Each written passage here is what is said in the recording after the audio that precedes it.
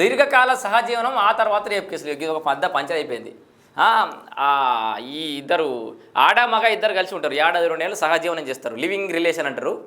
ఉండి ఉండి ఏడాది 2 ఏళ్ళు 3 ఏళ్ళు ఉండి ఇష్టపూర్వకంగా ఇద్దరు కలుస్తారు. అంత బాగానే ఉంటుంది. ఆ తర్వాత ఏదో ఒక దగ్గర పంచాయతీయో లొల్లయ్యో లగ్గమగాలని ఇప్పుడు గంతగానం ఇబ్బంది ఉండేది పరుగుల వాతావరణం ఉంటే లగ్గం ముందుగానే చేసుకుంటా అంటారు. కానీ చేసుకోరు. అటు వానికి ఆడికైనాయం ఈమెకి ఈడికైనాయం.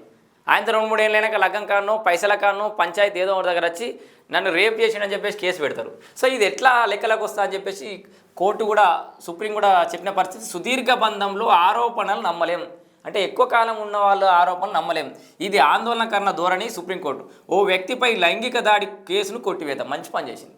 లైంగిక దాడి కేసు పెట్టింది, కొట్టేసింది కోర్టు. మరి ఎందుకంటే నువ్వు ఇన్నేళ్ళు ఉండగలేదు, అప్పుడు లైంగిక దాడి అనిపించలేదు, అప్పుడు బాగానే అనిపించింది, ఇప్పుడు దాడిలాగా అనిపించిందా అని సుప్రీంకోర్టు. సుదీర్ఘకాలం సహజీవన బంధాన్ని కొనసాగించి దూరం అయ్యాక భాగస్వామిపై లైంగిక ఆరోపణలతో కేసు పెట్టి ఆందోళనకర ధోరణి నడుస్తున్నదని సుప్రీంకోర్టు కీలక వ్యాఖ్యలు చేసింది.